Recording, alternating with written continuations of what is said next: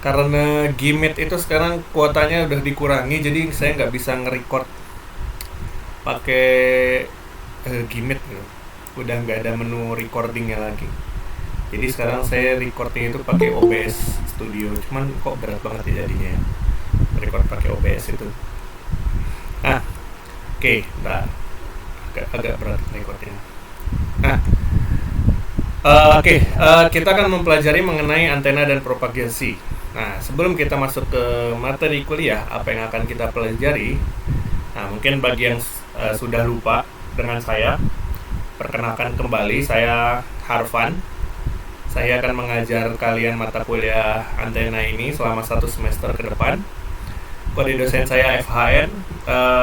Kalau kalian ingin ketemu saya selalu ada di gedung P314 atau N212.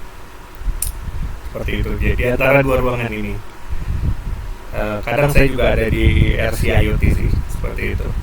Nah, ini kontak saya yang bisa kalian gunakan apabila ada apa-apa, kalian bisa menghubungi saya seperti ini. Apabila kalian ingin diskusi mengenai perkuliahan atau hal-hal yang lain, misalkan tugas akhir, itu silakan saja kalian bisa menghubungi saya. Dan ini adalah Instagram saya. Kalau kalian tertarik bisa follow saya. Kita saling follow balik seperti itu. Nah, untuk mata kuliah antena dan propagasi, kita akan mempelajari mata kuliah ini selama 14 minggu ya. Seperti itu. Seperti biasa, 14 minggu perkuliahan dan juga 1 minggu untuk UTS dan 1 minggu untuk tugas besar. Jadi kita tidak akan ada UAS. Tidak ada UAS. Wow, saya nulis ini aja berapa? Kita tidak ada UAS karena nanti UASnya sendiri akan diganti dengan tugas besar seperti itu. Nah, tugas besar ini dibarengi dengan kalian mengambil praktikum seperti itu ya. Dibarengi dengan kalian mengambil praktikum. Jadi mudah-mudahan tugas besar ini pada dasarnya mudah karena berkaitan dengan kegiatan praktikum yang kalian ambil seperti itu. Nah, untuk apa saja yang akan kita pelajari pada antena dan propagasi? Nah, ini saya bagi menjadi beberapa pertemuan. Jadi selama 5 pertemuan pertama, pertemuan 1 sampai dengan 5, kita akan membahas mengenai parameter utama.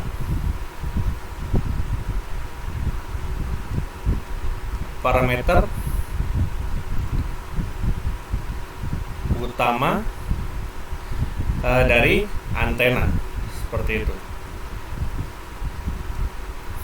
Parameter utama dari antena. Nah, di mana parameter utama antena ini dibagi menjadi 5 topik. Yang pertama kita mempelajari mengenai konsep radiasi antena dan cara kerja antena, akan kita pelajari hari ini. Dan yang kedua kita akan mempelajari mengenai parameter-parameter antena, terutama yang terkait dengan parameter radiasi seperti pola radiasi, polarisasi, dan formula Friis. Kita juga akan mempelajari di minggu ketiga mengenai parameter sirkuit yang berkaitan dengan rangkaian listrik dari antena itu sendiri. Di pertemuan 3 dan pertemuan 4 masih mengenai parameter sirkuit. Nah, pada pertemuan 5 kita akan membahas mengenai antena susunan atau antena array dan teknik pencatuannya, seperti itu. Nah, 2 minggu terakhir sebelum UTS kita akan fokus membahas mengenai persiapan tubes. Salah satunya adalah aspek propagasi gelombang, link budget, dan juga pemasangan antena, seperti itu. Nah, setelah itu kalian akan melaksanakan UTS. Di minggu ke-8 kalian akan melaksanakan UTS, dan setelah itu kita akan lebih fokus ke arah tugas besar, seperti itu. Nah, di mana nanti tugas besarnya sendiri akan dibagi menjadi beberapa aktivitas. Kalau nggak salah, seingat saya 3 atau 4 aktivitas. Dan itu nanti akan ada deadline-nya. Nanti akan kita bahas nanti di minggu ke-8, seperti itu. Mengenai aktivitas tugas besar. Kalau dikasih tahu sekarang percuma juga, karena nanti ya mungkin saya infokan sebelum UTS pada minggu ke-7, seperti itu. Biar nggak terlalu berat ya. Jadi kalian, kalau saya kasih tahu sekarang semua, jadi serasa berat. Mending nanti kita cicil aja. Setiap informasi kita cicil. Di minggu ke-7. Nah, intinya sebenarnya setelah UTS itu materi itu hampir tidak ada ya. Materi itu hampir tidak ada, jadi nanti kalian bisa fokus ke pengerjaan tugas besar. Nah, beberapa materi tambahan yang berkaitan dengan tugas besar ini nanti sambil kalian mengerjakan itu adalah bagaimana proses mendesain antena seperti itu. Nanti akan saya tambahkan di sini materi mengenai antena microstrip,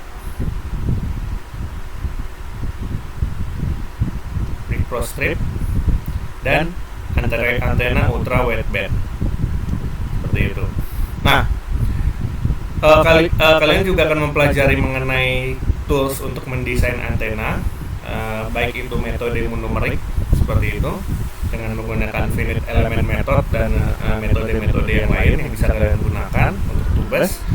Nah, pada pertemuan 11 dan 12 kalian akan melakukan pengukuran parameter antena dan syarat-syarat pengukuran dan analisa hasil pengukuran antena seperti itu. Nah, pada 2 minggu terakhir pada pertemuan 13 dan 14 kalian akan melaksanakan presentasi tugas besar seperti itu ya. Nah, jadi tugas besar ini nanti aktivitasnya akan terdiri dari beberapa aktivitas. Nah, setiap aktivitas itu memiliki deadline sendiri-sendiri. Jadi setiap 2 minggu seperti itu. Nah, jadi nanti harapannya kalian bisa mencicil tugas besar tersebut. 2 minggu pertama aktivitasnya apa diselesaikan, 2 minggu selanjutnya aktivitas apa diselesaikan, 2 minggu ketiga aktivitasnya diselesaikan, sehingga nanti begitu terakhir presentasi itu enak karena tinggal ngerekap aja setiap aktivitas yang udah kalian kerjakan itu dipresentasikan seperti itu. Jadi presentasinya dilakukan di terakhir seperti itu ya. Nah, lalu untuk komponen penilaiannya sendiri, nah ini yang penting. Komponen penilaian sendiri kontribusinya adalah 35% untuk UTS, 35% untuk tugas, dan 30% untuk tugas dan kuis seperti itu. Nah, ini harap diperhatikan ya. Jadi ini saya sebut sebagai kontrak perkuliahan seperti itu. Jadi jangan sampai nanti tugas itu kan misalkan dicicil tiap minggu ya, atau enggak setiap minggu, mungkin berapa minggu sekali ada tugas. Biasanya saya mungkin dalam satu semester tugasnya nggak nyampe 10 gitu, misalkan ada 5 gitu ya. Nah, minggu keberapa itu akan ada tugas. Nah, itu harap diperhatikan deadline-nya seperti itu. Jadi jangan sampai udah saya nggak usah kerjain tugasnya, nanti saya kumpulin terakhir aja pas setelah presentasi tugas gitu. Nah, itu nggak akan saya terima lagi nilai tugasnya seperti itu. Jadi kalau kalian seperti itu, anggap aja tugasnya bernilai 0. Artinya nilai maksimum yang bisa kalian peroleh adalah 35 plus 35 atau 70%. Itu kalau UTS-nya dan tugasnya bernilai sempurna seperti itu. Jadi itu harap diperhatikan ya, seperti itu. Karena kontribusi dari tugas itu sendiri adalah 30%. Seperti itu. Dan tugasnya nggak susah kok. Biasanya mungkin dalam satu kali tugas itu butuh waktu paling lama 60 menit mungkin seperti itu, bahkan bisa lebih cepat seperti itu. Nah, untuk tugas sendiri nanti 35% beserta untuk setiap activity dan presentasi tugas besarnya sendiri, kontribusinya 35%, sehingga kalau di total itu menjadi 100%. Nah, biasanya seperti biasa saya memberikan bonus 5% untuk tambahan ya, seperti itu ya. Nah, silakan kalau kalian bisa lebih aktif terlibat dalam kegiatan perkuliahan, biasanya nanti akan ada bonus nilai seperti itu. Ya. Nah, sampai sini ada yang ditanyakan?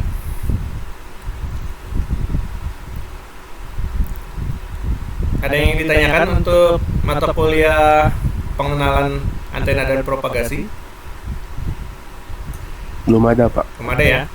Kalau belum ada, kita masuk ke materi minggu pertama. Dan ini berat sekali. Stop recording. Gimana caranya biar nggak terlalu berat? Oke.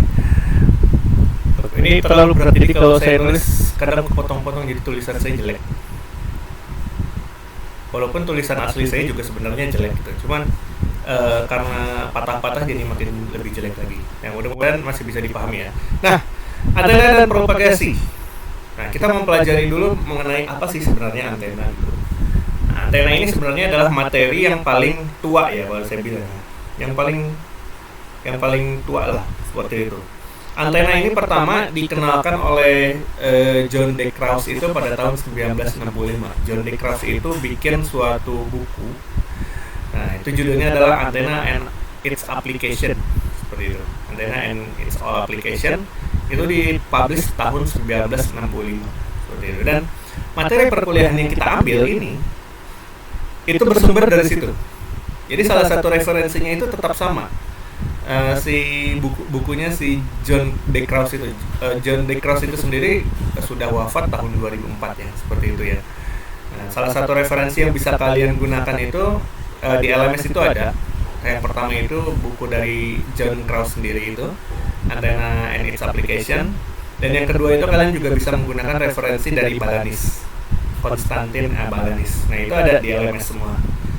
Seperti itu. Nanti kalau kalian butuh textbook ya, kalian bisa download sendiri atau nanti bisa kontak saya untuk nanti bisa saya kasih, seperti itu ya, dalam bentuk soft copy. Nah, objek pembelajaran. Nah, pertama kita akan mempelajari mengenai ketepatan dalam menjelaskan konsep radiasi dan cara kerja antena. Yang kedua adalah menginterpretasikan karakteristik antena berdasarkan data-data parameter antena. Ketiga, keakurasian dalam menghitung parameter antena. Dan keempat adalah menjelaskan dan melakukan kalkulasi dan perancangan pada susunan antena. Nah, ini yang akan kita pelajari selama 5 minggu ke depan. Seperti itu. 5 minggu ke depan. Oke. Seperti itu ya. Nah, pertama apa sih itu antena? Seperti itu. Nah, ini saya punya 6 gambar ya. Punya 6 gambar. Nah, antena itu yang mana sih sebenarnya? Seperti itu. Dari 6 gambar ini yang mana saja antena. Ini kayak apa ya? Kayak captcha gitu ya, kayak captcha ya.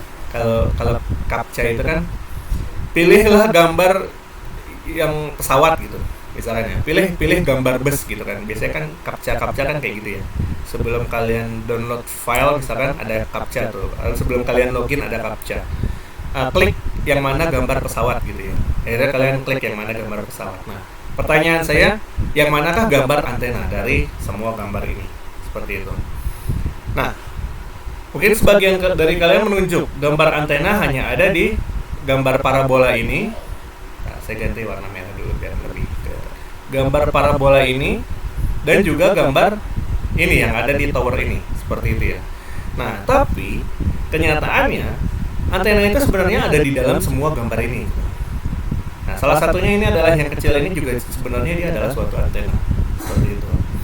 Nah, terus misalkan kalian punya smartwatch ya, kalian punya smartwatch gitu ya, yang terkoneksi dengan handphone kalian, misalkan apa Mi Band misalkan ya, Mi Band, atau kalau nggak Garmin gitu ya, Garmin. Kan kadang dia terkoneksi dengan Google Fit ya. Kok bisa dia terkoneksi dengan Google Fit padahal dia nggak punya kabel, nggak ada kabel penghubungnya gitu kan. Nah, kok bisa setelah saya jogging tiba-tiba data kilometer saya tiba-tiba muncul di handphone saya, di Google Fit saya, seperti itu. Nah, itu peran itu adalah akibat dari si antena yang berada di dalam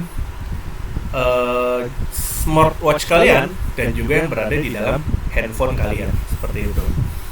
Nah, salah satunya juga ini, misalkan ada smart glasses ya, ini ya, kacamata pintar ini ya, seperti itu.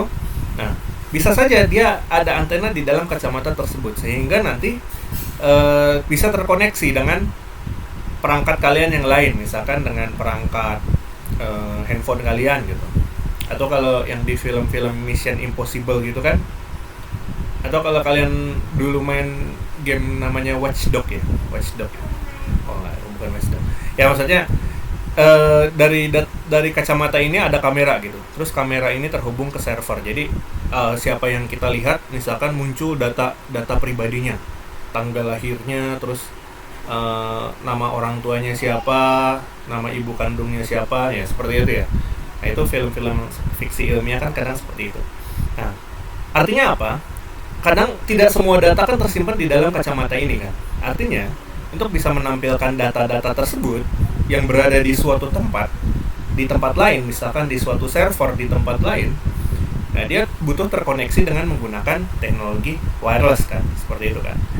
Nah, teknologi wireless itu sendiri artinya dia memanfaatkan si antena di dalam kacamata ini, seperti itu. Nah, begitu juga si pemain ski ini. Nah, pemain ski ya. Nah, kadang pemain ski ya, kalau kita bermain ski gitu kan, terus nyusruk nabrak pohon, terus kita nyusruk tersungkal kepalanya di bawah gitu kan. Nah, kan kita nggak bisa bernapas ya, gitu kan. Kita nggak bisa bernapas. Terus tidak ada yang mau menolong juga karena tidak ada yang tahu, misalkan kita berada di tempat yang terisolasi, kita main ski gitu ya. Tidak ada yang tahu kita ternyata terjebak di situ sendiri gitu kan. Nah, akibat dari teknologi wireless saat ini, di mana informasi-informasi mengenai diri kita itu bisa tersebar ke orang lain gitu. Misalkan posisi kita ada di mana dengan menggunakan GPS, misalkan seperti itu ya. Atau detak jantung kita, seperti itu kan. Artinya kalau misalkan kita tersungkur di salju gitu ya, terus karena kita terlalu lelah, akhirnya detak jantung kita semakin melemah gitu. Terus tiba-tiba teman kita yang dari jauh kita nyadar, mana si Harvan katanya gitu, kok orangnya nggak muncul-muncul. Pas dicek di device, loh kok dia nggak berpindah-pindah dari 3 jam yang lalu di situ terus gitu. Terus dia lihat, oh data detak jantungnya ternyata semakin melemah. Wah, jangan-jangan dia terperangkap di salju, misalkan seperti itu. Akhirnya ada yang mau menolong mereka, si Harvan itu gitu ya maksud saya. Akhirnya kita tahu, oh jangan-jangan dia kecelakaan, harus kita tolong, seperti itu. Daripada kita nggak bawa device apa-apa terus tersangkut mati gitu misalkan ya. Kayak di film apa tuh, yang si James Franco itu yang ketiban batu apa ya, 127 hour itu, yang dia terjebak di bebatuan itu, tangannya kejepit batu, ya udah akhirnya kan dia mati gitu, karena dia tidak punya perangkat-perangkat seperti ini di dia gitu, seperti itu. Karena tidak ada yang tahu kalau dia terjebak di situ, seperti itu kan. Nah, artinya dengan bantuan-bantuan teknologi wireless ini, yang dimana teknologi wireless ini komunikasi utamanya agar bisa terjalan wireless ini dengan menggunakan antena, ya fitur-fitur yang dulu seharusnya tidak mungkin terjadi itu jadi bisa terjadi, seperti itu. Jadi kira-kira seperti itu. Nah, artinya apa sih? Yang saya mau tanyakan, antena itu artinya itu sebenarnya apa sih? Seperti itu. Nah, silakan, ada yang ingin memberikan pendapat nggak? Sebenarnya antena itu apa sih? Ada yang ingin memberikan rangkuman tadi? Sinyal Pak, memberi sinyal. Pemberi sinyal. Mas Lukman ya? Memberi sinyal, misalkan. Nah, oke. Dia pemberi sinyal ya. Nah, mungkin bahasanya bukan pemberi sinyal ya, seperti itu ya. Jadi dia merubah sinyal gitu.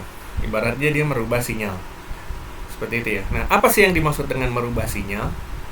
Nah, kalau kita bicara mengenai antena, artinya antena itu adalah bagian front end, bagian paling depan dari teknologi wireless, seperti itu.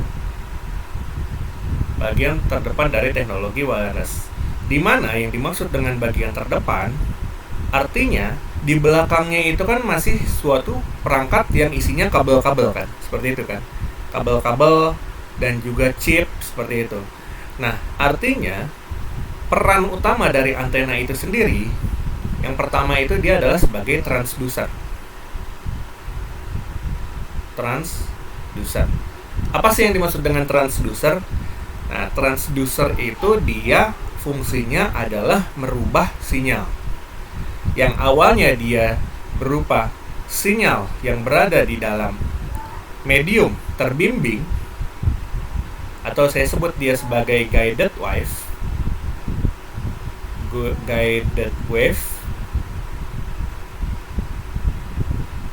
atau sinyal yang berada di dalam medium tertentu, itu kan kita sebut sebagai guided wave kan, yaitu sinyal yang terbimbing. Dia berada di dalam lintasan kabel, seperti itu ya. Artinya kalau dia berada di dalam kabel, si sinyal itu nggak akan kemana-mana gitu kan.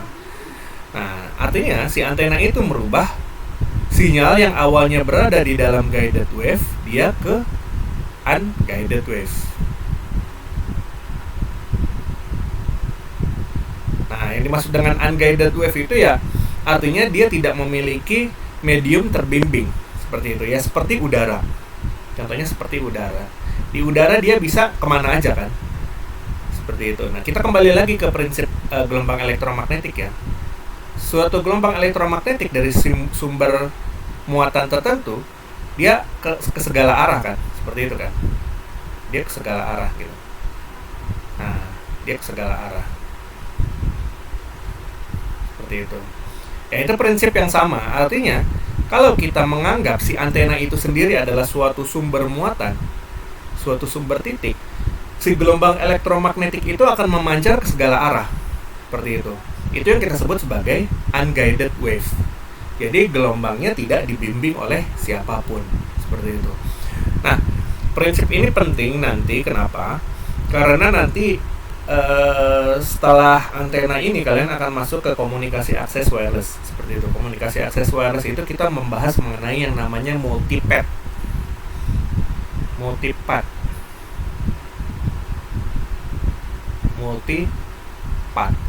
Apa sih yang dimaksud dengan multipath? Itu sesuai namanya. Multi itu adalah banyak, path itu adalah lintasan. Artinya, suatu sinyal yang berada di medium udara pada dasarnya dia tidak terbimbing, sehingga sinyal tersebut memiliki banyak lintasan. Seperti itu.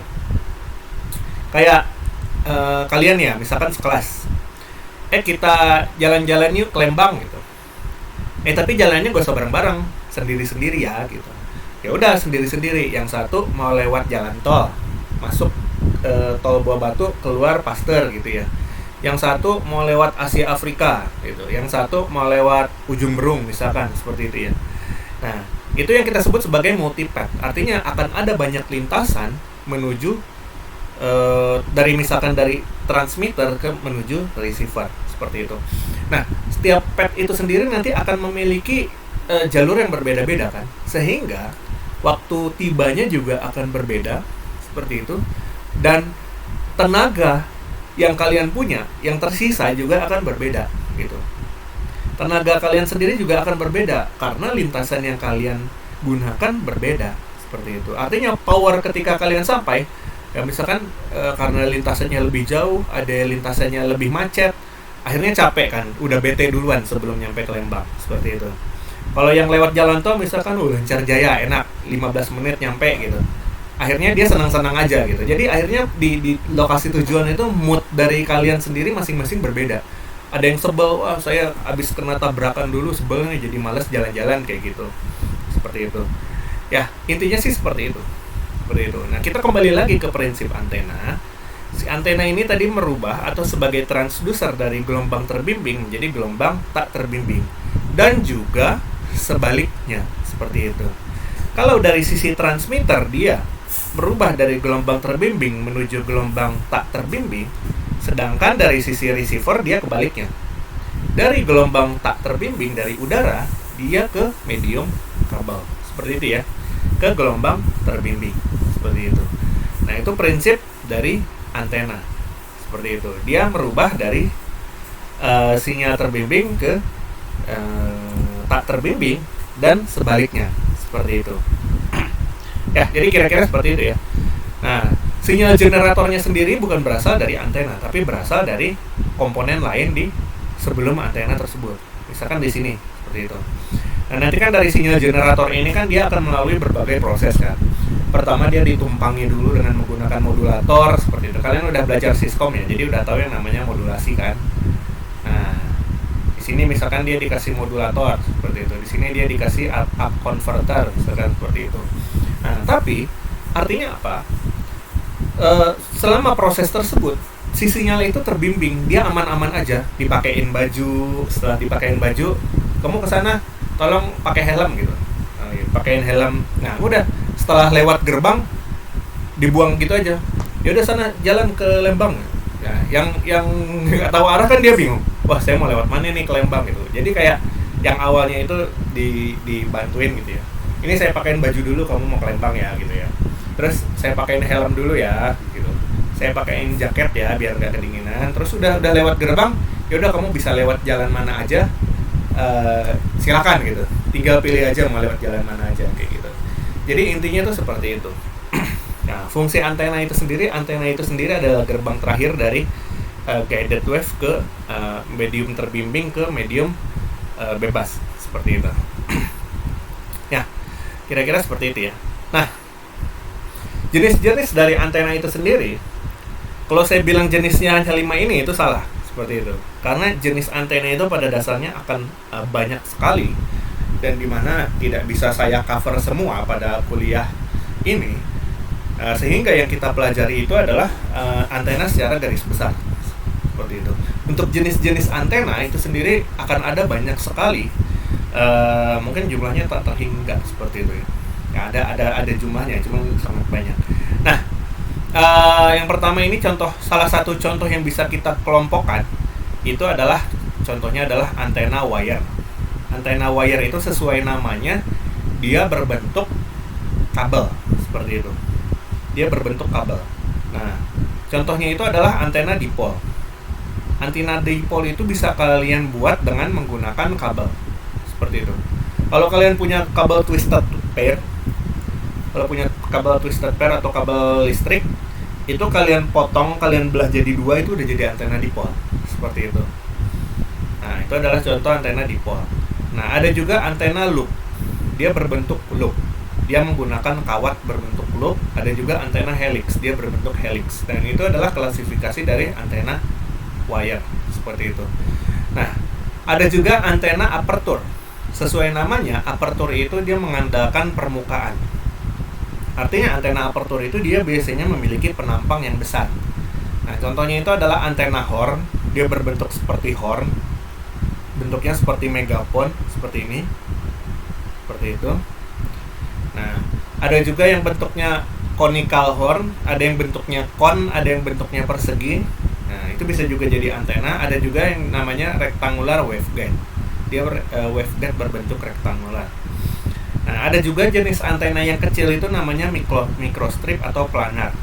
Nah, ini sesuai bentuknya bisa dibagi menjadi rektangular, sirkular, bentuk H atau bentuk M, seperti itu ya. Nah, misalkan Mas Maldi mau bikin antena dengan inisial M. Nah, itu bisa. Bikin aja antena dengan inisial M. Seperti itu. Bentuknya seperti ini, M. Seperti itu. Nanti bisa dicatu di sini misalkan. Bisa dicatu di sini. Atau bisa dikasih catuan di sini, seperti itu. Nah, itu bisa, dia bentuknya sesuai inisial kalian, seperti itu. Nah, ada juga antena array. Antena array itu terdiri dari beberapa susunan antena. Jadi dia satu antena bisa bekerja. Tapi kalau kita jumlahkan dengan 2 antena, itu bisa menghasilkan performa yang berbeda apabila kita menggunakan satu antena. Contohnya, kalau saya menggunakan antena dipol seperti ini, pola radiasinya itu nanti bisa omnidireksional misalkan. Tapi kalau saya menggunakan 2 antena dipol secara bersamaan, itu pola radiasinya bisa berubah. Ini kayak kita saling bekerja sama gitu ya. Kita saling bekerja sama agar memiliki satu visi gitu, ibaratnya seperti itu. Nah, ternyata dengan menggunakan array, prinsip array, di mana beberapa antena sejenis kita kumpulkan, itu bisa membentuk pola radiasi yang lebih terarah seperti itu. Nah, prinsipnya seperti itu. Nah, ada juga antena dengan reflektor. Seperti contohnya itu adalah parabola. Seperti itu. Parabola yang tadi, gambar yang tadi, ini adalah antena parabola nih. Ini parabola. Makanya saya harus ganti recordernya ntar. Ya, ini adalah parabola, ini adalah antena parabola seperti itu.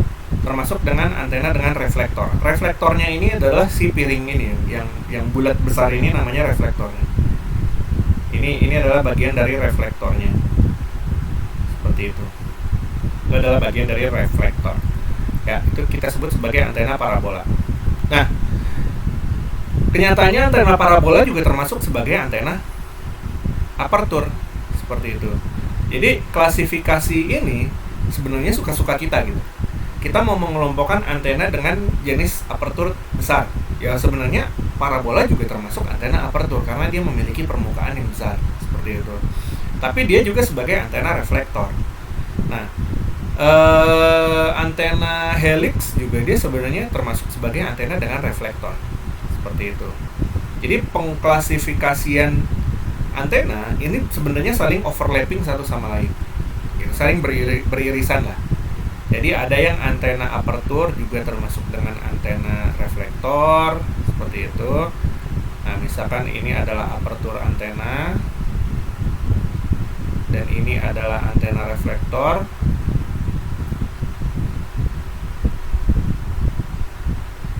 Sorry ya kalau tulisan saya kurang begitu bagus ya. Nah, di tengah-tengah ini dia adalah si parabola kayak gitu. Jadi pengklasifikasian antena itu pada dasarnya ya akan ada banyak sekali jenis klasifikasi yang bisa kita gunakan, dan bisa tergantung dari antena sendiri itu bisa masuk ke situ atau enggak gitu. Seperti itu. Jadi tidak hanya terbatas pada 5 jenis pengklasifikasian ini. Seperti itu ya. Nah, sekarang ini bentuk-bentuk antena. Nah, bentuk-bentuk antena. Kalau kalian lihat, ini yang namanya konektor. Ini adalah konektornya. Konektor ini nanti yang akan terhubung dengan medium kabel kan, seperti itu kan. Nah, ini adalah konektornya. Di sini konektornya ada di tengah sini, hanya saja nggak kelihatan mungkin, seperti itu. Nah, horn juga ini adalah bentuk antena, kita sebut sebagai bentuk horn, seperti itu, karena bentuknya seperti megafon, seperti itu. Dan ini salah satu contoh antena wire. Nah, saya yakin kalian udah paham ya, kenapa disebut antena wire, karena dia komposisinya terdiri dari wire gitu, kawat gitu. Wire kan kawat ya. Nah, karena dia cuma terdiri dari kawat yang diputar-putar doang kayak gini kan. Ini kan adalah kawatnya, kawat besi aja. Makanya ini salah satu antena wire. Nah, jenis antena ini kita sebut sebagai clover antena. Seperti itu. Ini adalah bentuk antena clover. Nah, ini sesuai namanya. Yang kedua, ini kita sebut sebagai bow tie. Seperti dasi kupu-kupu bentuknya. Dasi kupu-kupu kan bow tie ya. Nah, ini bentuknya seperti dasi kupu-kupu. Nah, ini kita sebut sebagai monopol. Nah, saya yakin udah familiar ini yang nggak tahu kalau anak zaman sekarang masih punya radio gitu. Radio-radio yang antenanya bisa dipanjangin, kalau nggak antena tabung gitu. Antena tabung, TV tabung di rumah misalkan, biasanya kalau kalian ke rumah nenek kalian mungkin masih ada ya. Antena itu bisa dipanjangin gitu. Kalau nggak di mobil gitu ya, misalnya di mobil, antena itu bisa dipanjangin sampai panjang banget. Dan semakin panjang antena itu, nanti frekuensinya bisa berubah seperti itu. Jadi bisa berbeda-beda frekuensinya, tergantung dari panjang si antenanya ini sendiri. Ini kan bisa dipanjangin ini nanti sampai panjang banget gitu. Nah, ini adalah antena microstrip. Ini adalah antena microstrip. Dia menggunakan material microstrip. Dan ini adalah antena Yagi. Antena Yagi Uda. Antena Yagi Uda itu yang sering ada di atas genteng yang kalian saya nggak tahu. Kembali lagi, kalau zaman sekarang itu mungkin udah pakai First Media atau pakai IndiHome gitu ya. Jadi pakai TV digital yang nggak pakai antena lagi gitu. Cuman ya mungkin kalau kalian ke rumah nenek kalian masih ada tuh antena PF goceng gini ya. Yang bentuknya kayak gini. Nah, pasti ada lah. Kalau kalian keluar rumah juga pasti ada antena kayak gini. Ya nggak tahu, mungkin ada yang ada yang enggak. Seperti itu. Nah, antena seperti ini juga setiap elemen ini memiliki fungsi berbeda. Elemen paling belakang itu kita sebut sebagai reflektor. Seperti itu. Yang dimaksud dengan reflektor itu dia berfungsi sebagai refleksi. Refleksi itu sesuai namanya, dia memantulkan. Seperti kaca ya. Jadi refleksi, dia memantulkan. Nah, apa yang dipantulkan? Yang dipantulkan itu adalah gelombang elektromagnetiknya.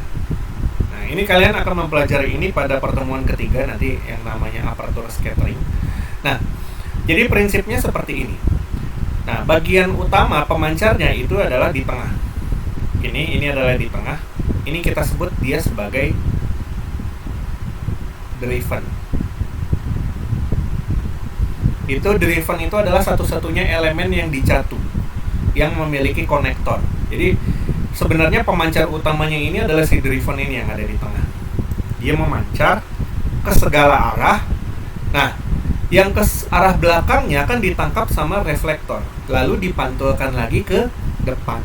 Seperti itu. Jadi fungsinya reflektor itu dia adalah tidak lagi meneruskan ke belakang, tapi gelombang yang dia terima akan dipantulkan kembali ke depan. Jadi fungsi dari reflektor ini yang awalnya pola radiasinya ke segala arah, dengan menggunakan reflektor dia arahnya bisa ke depan saja. Seperti itu. Ke arah kanan, depannya itu kanan ya. Nah, elemen yang ketiga ini kita sebut sebagai direktor. Direktor memiliki fungsi yang sama.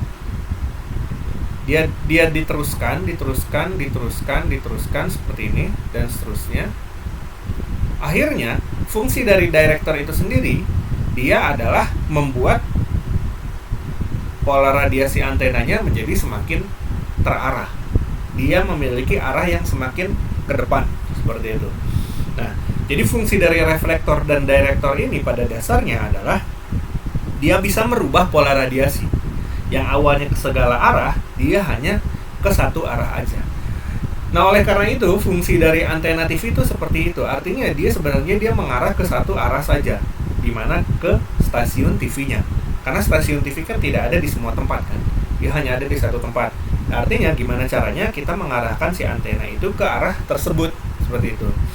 Jadi ya saya nggak tahu kalian masih melakukan ini atau enggak ya. Jadi dulu tuh saya waktu kecil itu kalau habis hujan TV jelek gitu. Habis hujan angin TV jelek. Terus bapak saya manjat ke atas gitu kan, ke atas genteng. Terus antenanya diputar-putar. Nanya bapak saya, udah belum, udah bagus belum gitu.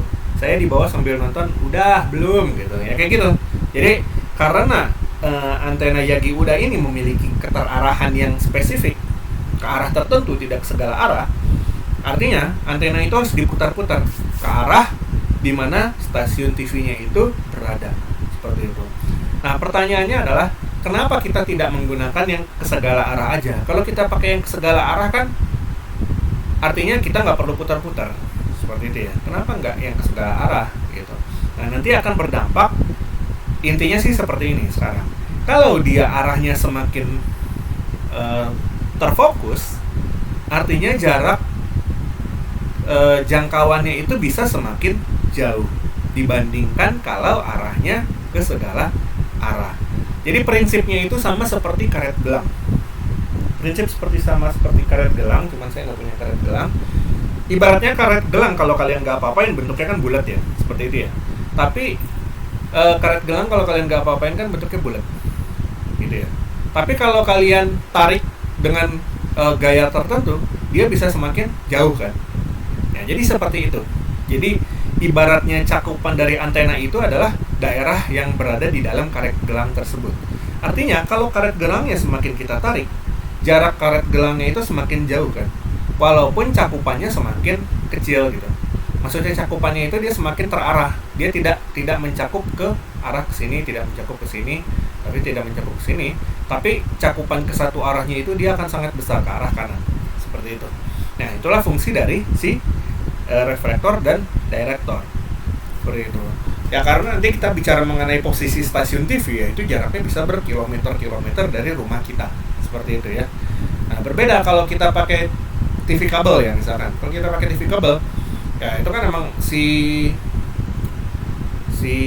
orang Telkomnya narik kabel dari tiang mereka ke ODC misalkan ya, terus ke OLT di sana gitu kan, seperti itu kan. Ya, seperti itu.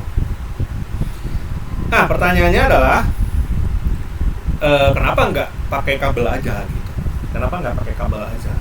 Kan kayak gitu ya.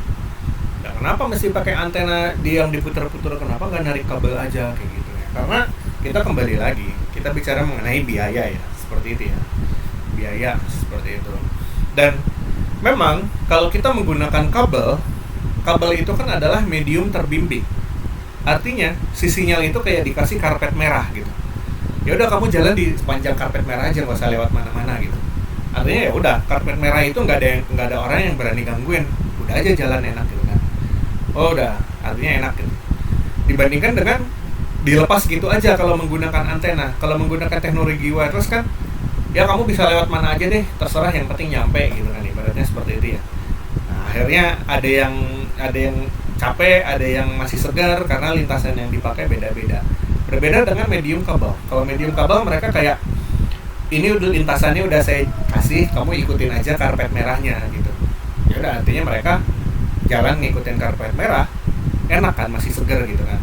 Kayak udah dikasih jalan aja gitu, seperti itu.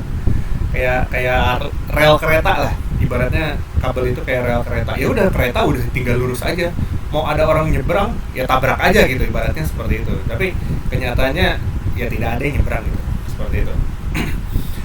Nah ya, ibaratnya seperti itu. Kenapa kita tidak menggunakan medium kabel? Nah, kembali lagi, untuk peruntukannya sendiri, pada dasarnya setiap medium, baik kabel ataupun wireless, itu memiliki kelebihan dan kekurangan masing-masing, seperti itu. Karena pada dasarnya dari teknologi wireless sendiri yang kita unggulkan adalah dari sisi mobility kan, seperti itu kan.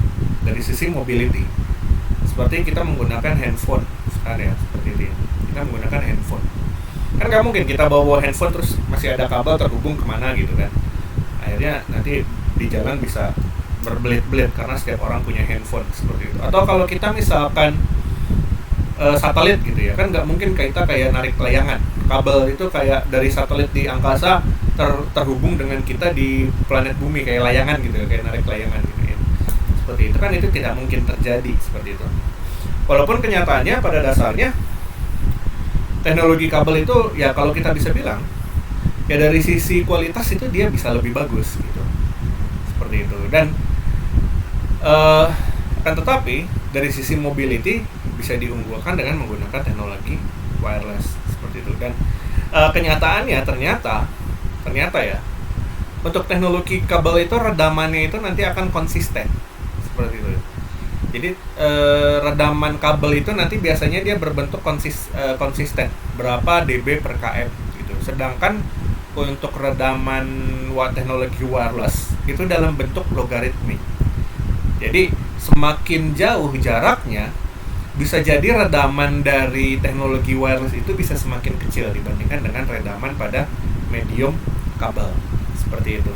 Cuman permasalahan utama dari teknologi wireless itu ya tadi seperti saya sampaikan, itu adalah dari sisi multipath. Permasalahan utama itu adalah multipath ini, seperti itu. Karena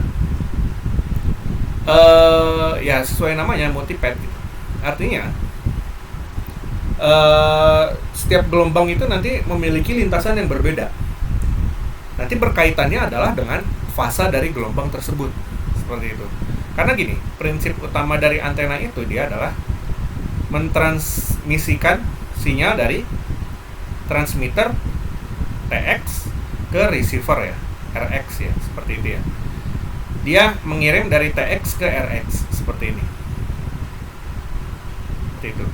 Dan karena multipath tadi, gelombang ada yang langsung, kita sebut ini sebagai direct wave atau gelombang langsung. Di direct wave, saya sebut ini sebagai direct wave. Nah, yang bagian bawah ini saya sebut sebagai reflected wave. Kenapa dia disebut sebagai reflected wave? Yang ini ya, yang ini. Nah, yang ini saya sebut sebagai reflected wave. Kenapa dia disebut sebagai reflected wave? Karena gelombang itu dipantulkan dulu ke tanah gitu. Gelombang itu dipantulkan ke tanah. Nah, apakah hanya dua lintasan ini saja? Nah, pemodelan sederhana dia menggunakan dua lintasan ini. Tapi pada kenyataannya, karena gelombang merambat ke segala arah, ada yang lintasannya kayak gini. Lintasannya kagak jelas, yang penting nyampe gitu. Seperti itu. Nah, ada yang misalkan nabrak tembok. Misalkan di sini ada tembok ya. Nah, baru dia nyampe ke sisi receiver, seperti itu. Nah, prinsip itu kita sebut sebagai multipath tadi. Lintasannya itu ada banyak. Nah, artinya apa sih? Si receiver itu dia nggak paham. Receiver itu dia nggak paham. Pak, Pak, si receiver itu dia nggak paham. Waduh, tiba-tiba banyak yang datang nih. Yang mana yang bagus, yang mana yang enggak gitu kan. Dia nggak paham. Pokoknya semua yang datang dikumpulin. Ayo kumpul-kumpul, ini yang dari Telkom University ya gitu ya. Seperti itu. Ayo kumpul-kumpul. Padahal yang disuruh kumpulin itu ada yang capek gitu kan, ada yang masih segar. Nah, pokoknya ayo kumpul-kumpul ibaratnya disebut. Artinya semua sinyal yang tiba di receiver itu semua akan diolah oleh receiver. Seperti itu. Walaupun kenyataannya fasa mereka itu beda-beda.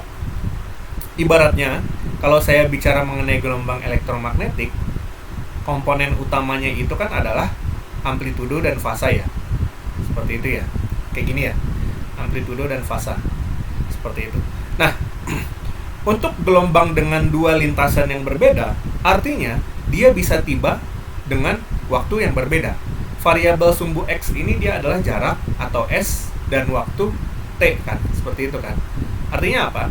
Dengan adanya multipet tadi, sinyal tersebut bisa tiba pada jarak yang berbeda dan waktu yang berbeda. Yang satu dia pada amplitudo maksimumnya. Yang satu dia pada amplitudo minimumnya. Yang satu misalkan dia pada saat amplitudonya bernilai 0. Seperti itu. Artinya apa sih? Kalau kita jumlahkan semua sinyal-sinyal ini saya gambar hanya satu, tapi kenyataannya nanti akan ada banyak sinyal. Seperti itu. Kalau kita jumlahkan semua, yang amplitudonya tinggi dengan amplitudonya rendah akan dijumlahkan, lalu maka akan saling menghilangkan kan, seperti itu kan. Seperti itu.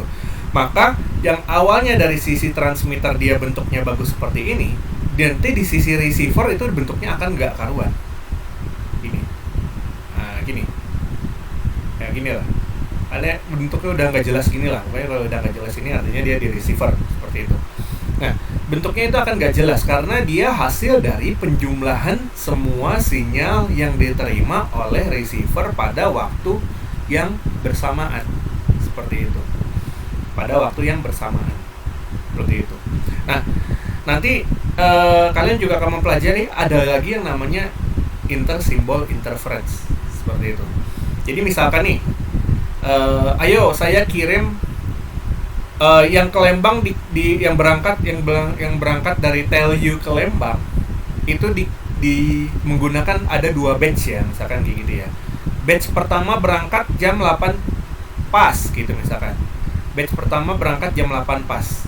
Lalu batch kedua berangkat jam 8.30 gitu ya misalkan. Nah, kadang batch kedua yang berangkat jam 8.30 itu bisa tiba duluan dibandingkan dengan batch pertama. Seperti itu. Karena multipet tadi lintasannya berbeda, jaraknya berbeda, waktu tibanya berbeda. Jadi yang berangkatnya belakangan malah bisa tiba duluan. Artinya apa sih? Yang harusnya si 0 ini dia tiba setelah 1, bisa saja yang 0 duluan tiba baru setelah itu 1. Seperti itu kan. Nah, prinsipnya nanti semua sinyal akan dijumlahkan. 01 akan masuk, 10 juga akan masuk, dan seterusnya. 01 juga akan masuk. Nah, ini kita sebut dia sebagai inter-symbol interference. Seperti itu. Jadi yang awalnya dia ngirim 0 dan 1, di mana 1 itu berangkat duluan tadi jam 8, yang 0 itu berangkat belakangan jam 8.30, prinsipnya nanti bisa kebalikannya. 0 duluan nyampe, 1 nyampe belakangan. Seperti itu. Lalu dijumlahkanlah semua sama receiver. Si receiver nggak mau tahu si transmitter ngirim apa sih gitu. Pokoknya ya udah semua yang saya terima saya kumpulin gitu. Nah, akhirnya dikumpulin sama dia. Yang awalnya 01, kalau kita jumlahkan semua dia jadi 0, ini 000. Misalkan sederhananya seperti ini ya. 0 misalkan ya. Terus ini 0 bisa jadi error. Jadi 00 mau gitu misalkan ya. Seperti itu ya. Nah, misalkan seperti ini. Nah, yang awalnya dia dikirim 01, bit diterimanya malah jadi 000 misalkan ya, seperti itu ya. Nah, ini yang kita sebut sebagai inter-symbol interference, seperti itu.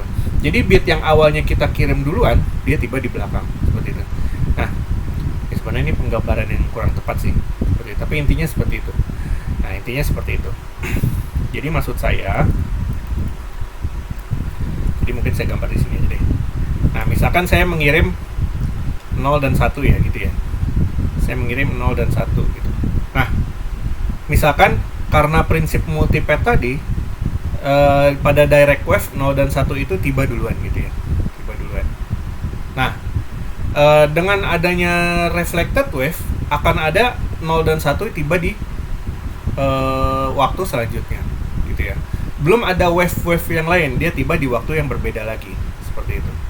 Nah, jadi kalau kita jumlahkan semua, nah tadi yang saya bilang 01 ini 0 tiba duluan itu antara yang ini. Yang ini dia 0 tiba duluan dibandingkan dengan yang satu ini, seperti itu. Jadi seperti itu. Jadi antara sinyal 1 dengan sinyal 2 bisa saja sinyal yang kedua 0-nya tiba duluan dibandingkan 1 pada sinyal yang lain, seperti itu. Nah, artinya kalau kita jumlahkan dia jadi 0 1 1 1 kayak gitu kan. Padahal kita cuma ngirim 2 bit aja 01. Kenapa dia diterimanya jadi 4 bit 0111 seperti itu kan. Nah, artinya ini ada sesuatu yang salah seperti itu. Nah, inilah prinsip yang diakibatkan dari multipad tadi.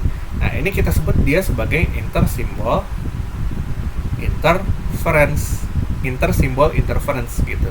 Jadi akibat dari si multipad yang seharusnya dia cuma nerima 01 aja, tapi ada 01 yang selanjutnya gitu. 01 selanjutnya, 01 selanjutnya, 01 selanjutnya. Karena dia mengirimkan banyak kopi dari sinyal tersebut. Karena sinyal tersebut dikirim ke segala arah kan, seperti itu kan. Yang awalnya dia hanya ngirim satu, akhirnya yang diterima banyak gitu, karena ada prinsip multipad tadi, seperti itu. Nah, ini kita sebut sebagai intersimbol interference. Ya, seperti itu ya. Nah, sekarang prinsip dasar antena. Kalian gak usah pusing mikirin intersimbol interference ya. Nanti kalian akan mempelajari ini di komunikasi akses wireless. Nah, prinsip dasar antena. Nah, antena pada dasarnya bekerja pada frekuensi yang telah ditentukan saat antena tersebut dirancang. Seperti itu. Jadi antena itu selalu bekerja pada frekuensi tertentu. Seperti itu. Dan ini ada beberapa pembagian frekuensi. Yang pertama itu adalah VLF untuk kebutuhan maritim.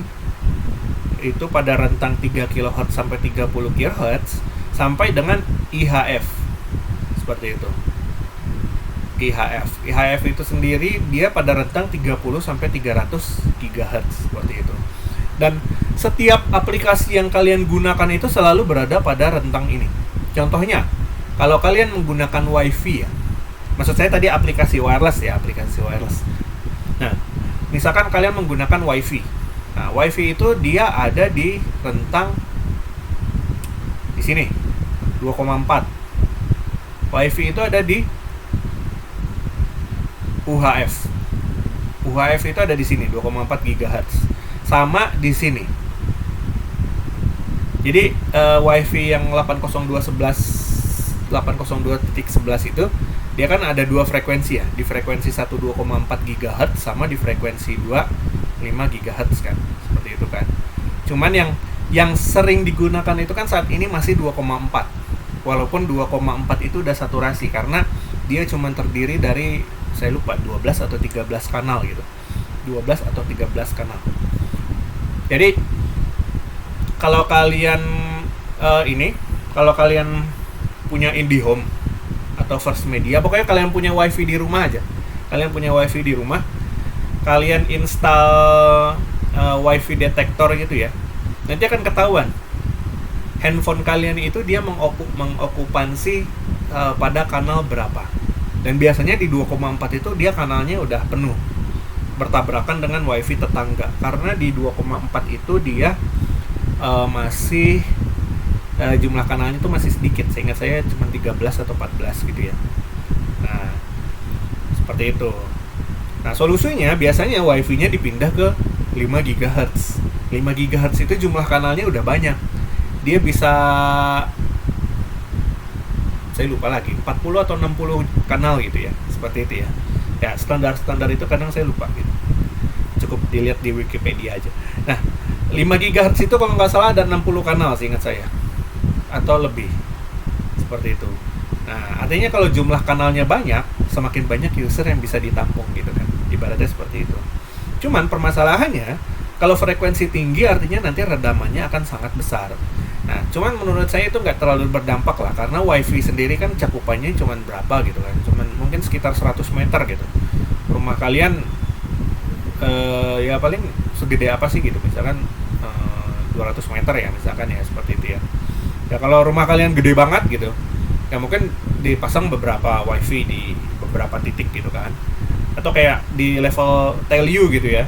TLU itu misalkan luas banget, nah kan wifi-nya akses point-nya ada banyak gitu. Di gedung N ada 5 misalkan, di gedung O ada 5 gitu kan, di gedung mana ada 5, seperti itu. Jadi akses point dari wifi itu sendiri cakupannya kan biasanya paling tinggi mungkin sekitar 100 meter gitu kan, seperti itu, 100 meter. Jadi tapi saya kurang tahu kenapa 5 GHz ini masih jarang digunakan ya. Orang tuh setting wifi itu pasti pada disetting di 2,4 seperti itu. Nah ini adalah teknologi 802.11 2,4 sama 5 wifi yang kalian gunakan.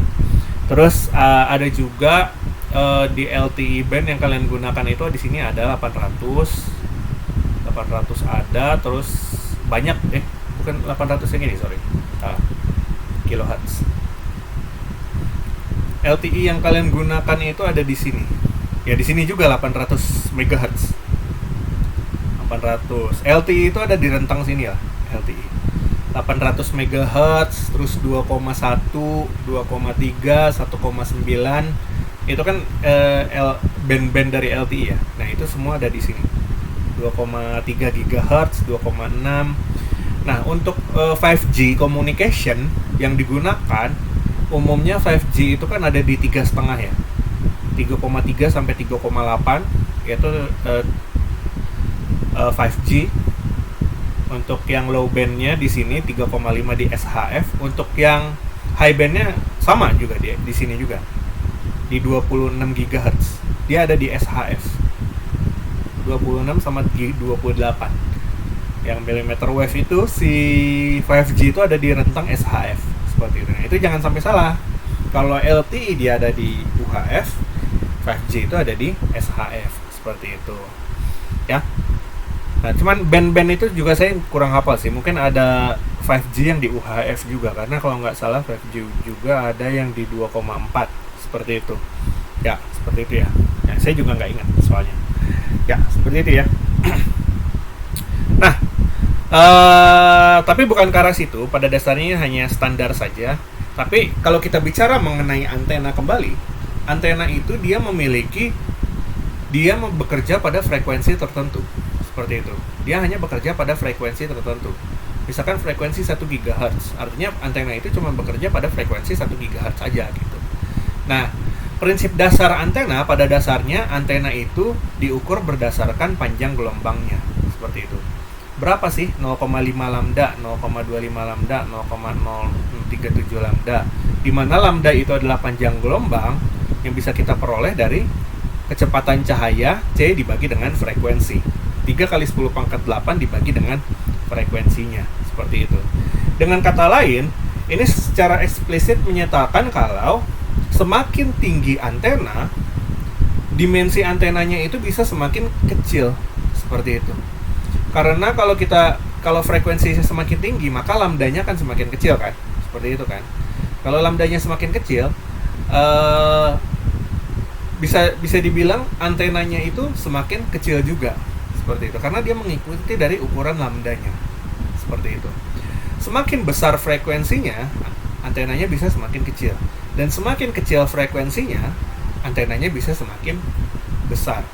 Makanya kalau kita bandingkan antena-antena TV yang 400 MHz, yang antena Yagi yang di atas genteng itu kan besar ya. Panjangnya bisa segini, bisa 5,5 meter gitu. Panjangnya bisa 0,5 meter. Dibandingkan dengan antena di handphone kalian. Antena di handphone kalian itu menggunakan frekuensi misalkan 2 giga ya, seperti itu ya. Dan itu kecil, seperti itu. Nah, ibaratnya seperti itu. Ya perbandingannya nggak seperti itu sih. Karena setiap antena jenis yang berbeda, dia bisa frekuensinya beda. Tapi maksud saya, antena microstrip untuk jenis yang sama, untuk frekuensi yang kecil dengan frekuensi yang besar, itu ukurannya akan berbeda gitu. Untuk jenis yang sama gitu maksud saya. Jadi microstrip di handphone kalian yang pakai frekuensi 2,5 GHz dengan microstrip di mana misalkan yang untuk LoRa misalkan ya, yang di 900 MHz itu ukurannya bisa gede yang LoRa antenanya, seperti itu, dibandingkan dengan antena yang di handphone kalian, seperti itu. Oke ya, sampai sini ada yang ditanyakan nggak?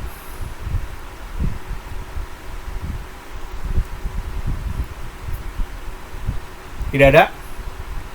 Belum ada, Pak. Belum ada ya? Oke, kalau nggak ada kita lanjut lagi. Nah, antena sebagai transmitter dan receiver. Nah, oh iya ya.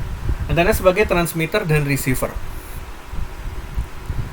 Nah, prinsip dari transmitter dan receiver, kalau kita sebagai manusia ya, yang berbicara itu kan adalah transmitternya, yaitu mulut. Nah, telinga itu adalah sebagai receivernya, yaitu kupingnya. Nah, tapi pada antena itu prinsipnya tidak seperti itu. Nah, kalau di antena itu ada yang namanya resiprositas Carson. Resiprositas Carson. Nah, resiprositas Carson ini mengatakan kalau antena jenis transmitter dan receiver, selama antena tersebut itu identikal, maka karakteristiknya akan selalu sama. Seperti itu. Nah, ini penggambarannya nggak benar ya sebenarnya. Harusnya jenisnya sama nih. Kalau yang TX-nya parabola, maka receivernya juga harus parabola. Gitu. Kalau TX-nya Yagi Uda, maka receivernya harus Yagi Uda. Artinya apa? Kalau dia identikal, TX RX-nya sama, si TX itu akan memiliki karakteristik yang sama dengan si RX. Artinya, saya mau ganti si parabola ini jadi receiver pun, atau si Yagi Uda ini jadi transmitter pun, karakteristiknya akan sama gitu. Pola radiasinya akan tetap sama, direktivitasnya akan tetap sama, impedansinya akan tetap sama, frekuensi kerjanya juga akan tetap sama, dan yang lain-lainnya juga akan selalu sama. Seperti itu. Jadi, ibaratnya mulut bisa jadi telinga, telinga bisa jadi mulut. Seperti itu. Dan itu karakteristiknya akan tetap sama gitu. Berapa besar yang bisa dia tangkap itu akan tetap sama. Seperti itu. Nah, teorema resiprositas Carson ini bisa kita lihat pada persamaan ini, di mana suatu antena itu bisa kita modelkan sebagai suatu rangkaian T-circuit. Nah, dari T-circuit ini bisa kita lihat arus yang mengalir dari I1 itu adalah sama dengan tegangan VA dibagi dengan seluruhan impedansi ya. Dimana impedansi Z1, Z2, Z3 itu bisa kita jumlahkan dari Z1 ditambah dengan paralel Z2 dan Z3, seperti itu. Dimana paralel Z2 dan Z3 bisa kita peroleh dengan menggunakan persamaan paralel, nilainya adalah sama dengan Z2 dikalikan dengan Z3 dibagi dengan Z2 ditambah dengan Z3 kan, seperti itu kan. Ini adalah prinsip rangkaian listrik ya. Untuk mendapatkan nilai paralel itu kan dia adalah 1/Z total adalah sama dengan 1/Z2 ditambah dengan 1/Z3 kan, seperti itu kan. 1/Z3. Nah, kalau kalian menyelesaikan persamaan ini, maka Z totalnya ini adalah hasilnya seperti ini. Z total adalah sama dengan Z2 kali Z3 dibagi dengan Z2 plus Z3, seperti itu. Nah, sehingga arus yang mengalir pada IB di sini di receiver nilainya adalah sama dengan tegangan VA dikalikan dengan Z3 dibagi dengan hasil perkalian seluruh impedansinya, seperti itu. Nah, dengan prinsip yang sama apabila kita balik, arus yang mengalir pada IA apabila si tegangannya dikirim dari si receiver ke transmitter, dia akan memiliki nilai yang sama, di mana VB IA adalah sama dengan VB dikalikan Z3 dibagi dengan total keseluruhan perkalian impedansinya. Apabila VA dan VB ini sama, maka nilai